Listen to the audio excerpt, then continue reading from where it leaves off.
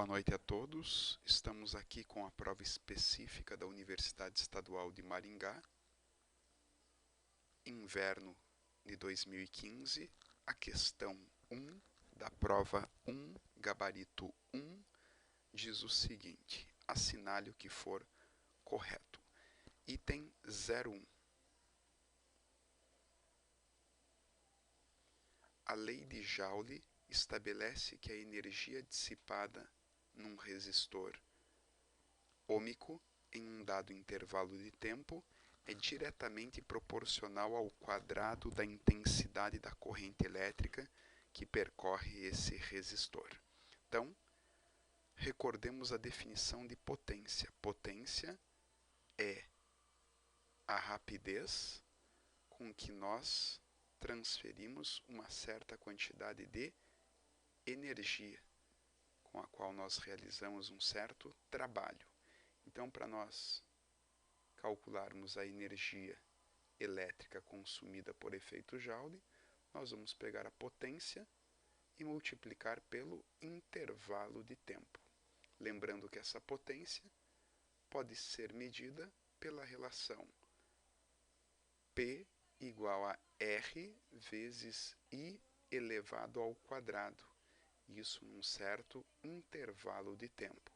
Agora nós podemos voltar ao enunciado, que diz que é diretamente proporcional ao quadrado da intensidade da corrente a quantidade de energia dissipada em um resistor ôhmico. Resistor ôhmico é aquele que a resistência permanece a mesma desde que a temperatura permaneça constante. Então, num certo intervalo de tempo, a energia se tornará diretamente proporcional ao quadrado da intensidade da corrente, tornando correta a assertiva 01. 02. Quando a diferença de potencial nos terminais de um resistor ôhmico é constante, a potência elétrica dissipada no resistor é inversamente proporcional à sua resistência elétrica. Então, recordemos da relação entre potência, tensão e resistência. P é igual a U quadrado sobre R. Então, mantida a diferença de potencial constante, a potência será tanto maior quanto menor for a resistência, ou seja, grandezas inversamente proporcionais, tornando correta a assertiva 02. Vamos agora para 04. Nos condutores elétricos não lineares, a resistência elétrica sempre varia linearmente com a corrente que os percorre, mas não linearmente com as diferenças de potencial a que esses condutores são submetidos. Condutores não lineares? Incorreta. Essa relação tem que ser válida em resistores lineares. Para que a resistência seja constante, a tensão varia linearmente com a corrente, e não a resistência sempre varia linearmente com a corrente. Então ele está tentando nos confundir.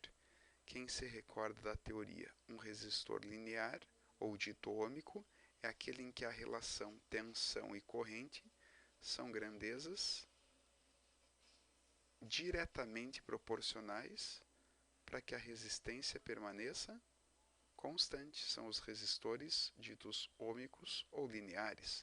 Nesse item, ele sugere que nos condutores elétricos não lineares é resistência variável. A resistência sempre varia linearmente com a corrente que os percorre, mas não linearmente com a diferença de potencial. Então, a 04 é incorreta. Resistores não lineares são resistores não ôhmicos de resistência variando com a tensão e, consequentemente, variando com a corrente. Então, nem que você mantenha a temperatura constante, ele vai ter a resistência variando com o variar da tensão e com o variar da corrente. Então, 0,4 incorreta. 0,8. A resistência elétrica de um condutor depende do tipo de material que ele é feito. Resistência depende da resistividade, ou seja, do material que é feito. Depende da temperatura, porque a resistividade, em cada temperatura, ela tem um valor. É dada pela resistividade inicial, que multiplica 1 mais o coeficiente de temperatura do material, vezes a variação de temperatura que ele sofre. Então, depende do material, depende da temperatura que se encontra o material, das dimensões, ou seja, do seu comprimento e da sua área de secção transversal. É a famosa segunda lei de Ohm, tornando então o item 08 correto.